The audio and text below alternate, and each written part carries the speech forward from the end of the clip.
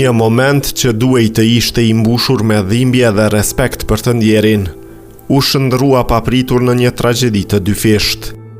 Një burr 48 vjeçar ka humbur jetën papritur gjatë një ceremonie varrimi në Prizren, duke tronditur të gjithë të pranishmit. Ngjarja e rëndë ka ndodhur më 5 mars 2026 rreth orës 13:30, kur policia u njoftua se në emergjencën e spitalit rajonal në Prizren ishte sjell një person pa shenja jete.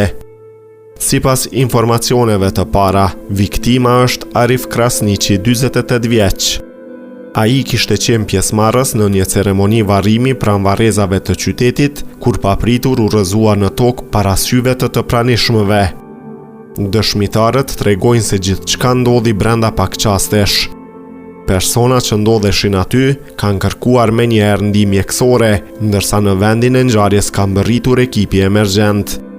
48 vjeçari u transportua me urgjencë drejt spitalit, por fatkeqësisht ai kishte mbërritur pa shenja jete.